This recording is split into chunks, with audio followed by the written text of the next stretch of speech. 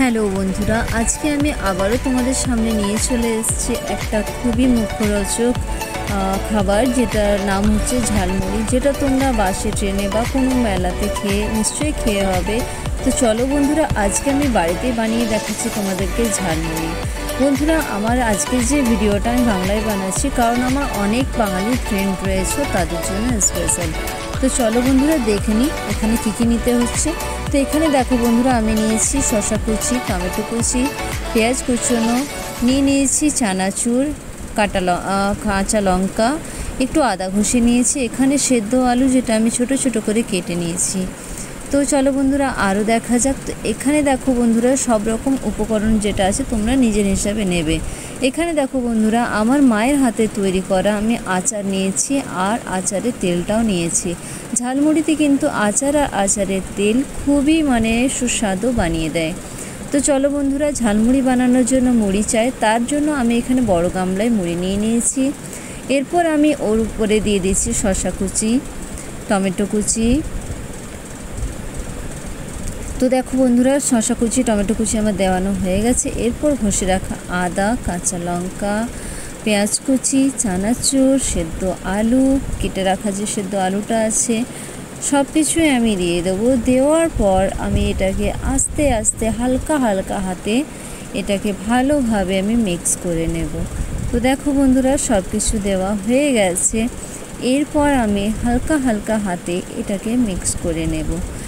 বন্ধুরা, মনে রাখবে, এটাকে বেশি চাপ দিয়ে বা খুব বেশি মাখা যাতে না হয়। যদি বেশি মাখা হয়ে যায় তাহলে কিন্তু ঝালমুড়ি টেস্টটা ভালো লাগবে না।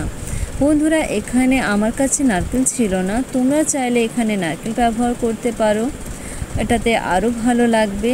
ঝালমুড়িতে যত রকম উপকরণ তোমরা দেবে ততই ভালো লাগবে।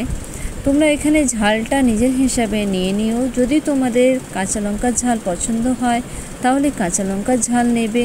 যেহেতু এটা ঝালমুড়ি, তার জন্য এখানে ঝালটা যদি একটু বেশি থাকে তাহলে বেশি ভালো লাগে। তো দেখো বন্ধুরা, আমি হালকা হালকা হাতে এটাকে খুব ভালো করে মিশিয়ে নিচ্ছি। আর দেখো বন্ধুরা, প্রত্যেকটা জিনিস কত ভালোভাবে মিক্স হয়েছে, তোমাদেরকে আমি বারবার সামনে করেও দেখাচ্ছি। তো বন্ধুরা, এখানে দেখো ভালোভাবে আমার ঝালমুড়িটা মাখা হয়ে গেছে, রেডি হয়ে গেছে। এরপর আমি দিয়ে দেবো আচার আর আচারের তেল। আচার আর আচারের তেলটা আমি লাস্টে এই জন্যই দিচ্ছি, কারণ এর যে একটা ফ্লেভার, একটা যে সুস্বাদু খুব ভালো একটা সুগন্ধ যেটা বলা হয়, সেটা খুব ভালোভাবে আসবে, তার জন্য আমি আচারটা লাস্টে দিচ্ছি।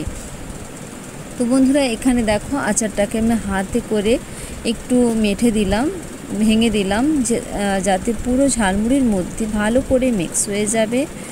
তো বন্ধুরা দেখো, আবার আমি হালকা হালকা হাতে খুব ভালো করে, যাতে আচারের সাথে এটা মিক্স হয়ে যায়, তার জন্য আমি আবারও মিক্স করে নিচ্ছি।